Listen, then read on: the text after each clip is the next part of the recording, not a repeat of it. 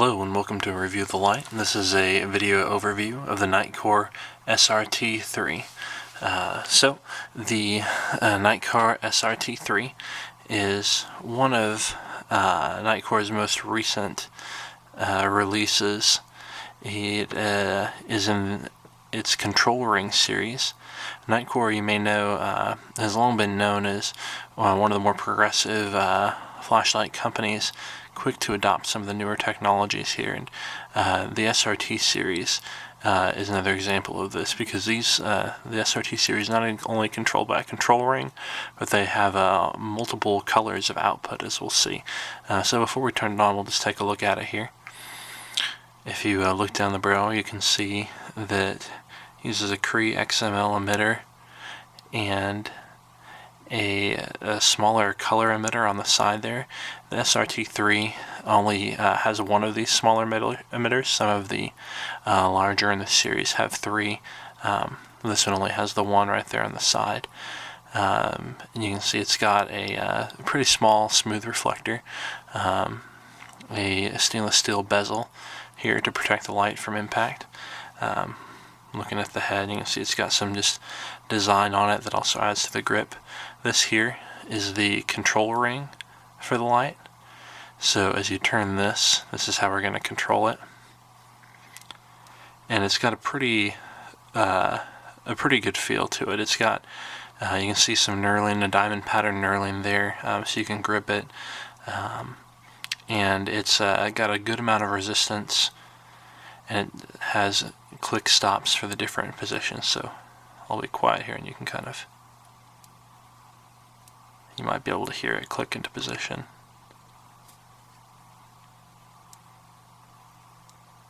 At each of those.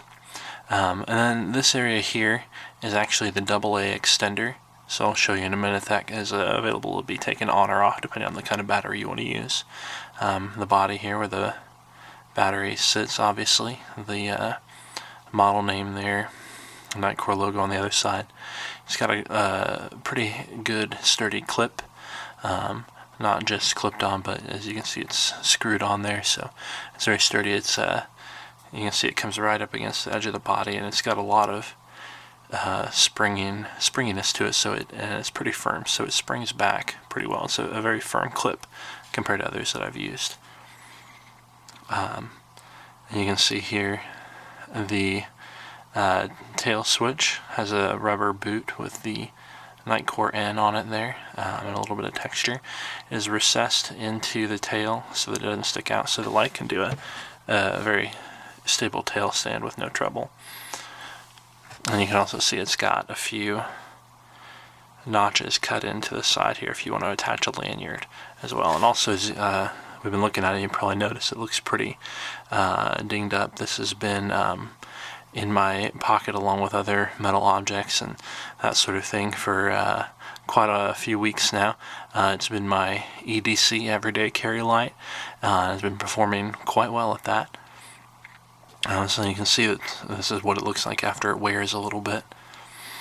So we'll open it up and I'll show you the insides.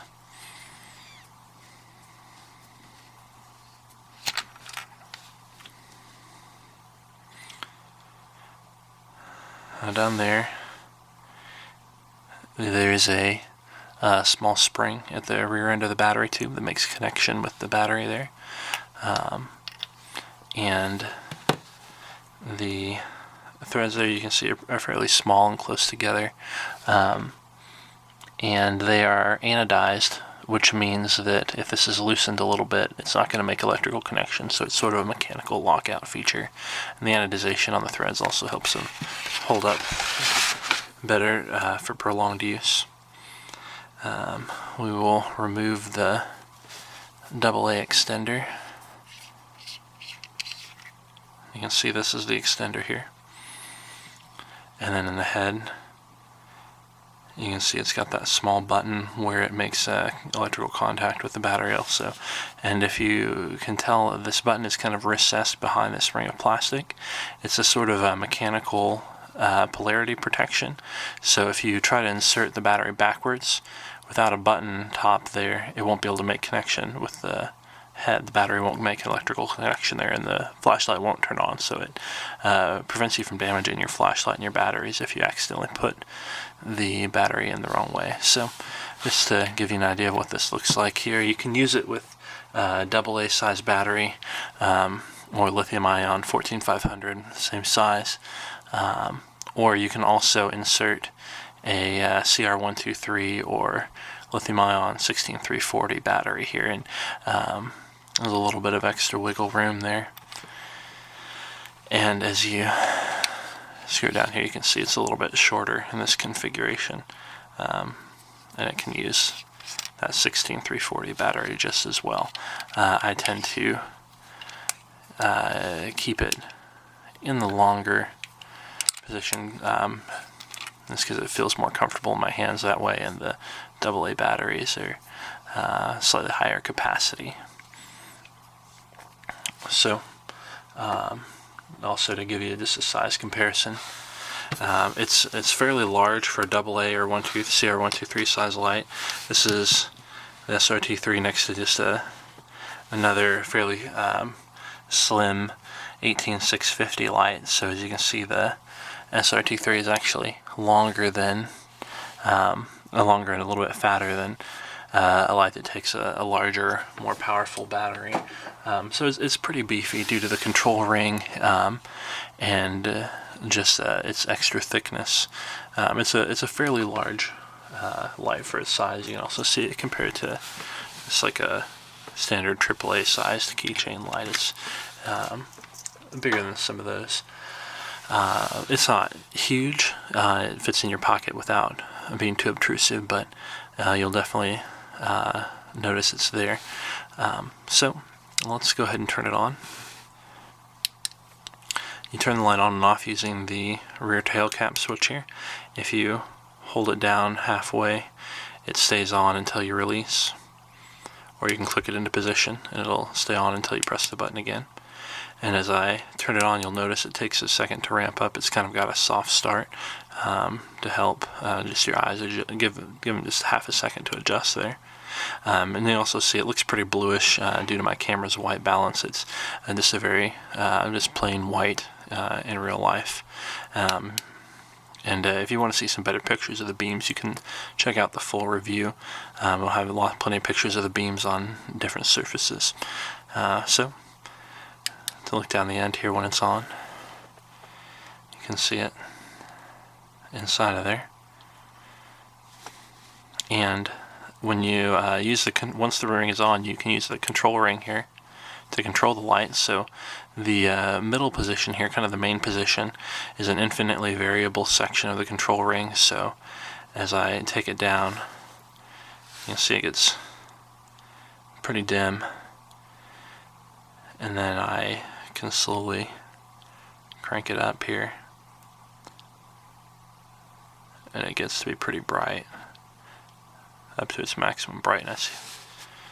So you can set whatever brightness you like with the control ring. And if you turn it to the left of that infinitely variable position, you've got a red, the red light on that color emitter lights up. That's what that looks like there. And obviously the beam is a little bit lopsided, being set to the side of the reflector. It's also got a blue setting. Some of the larger models have green as well, but this just has the red and the blue. And then the next position is a red and blue strobe.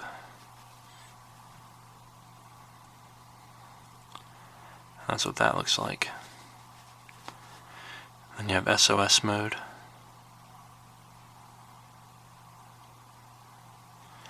And then finally, all the way to the left is just a beacon flash. It uses minimal power, but a bright flash regularly. And then if you go back to the right, past the infinitely variable mode, you'll find the strobe mode here, which my camera can't quite keep up with it.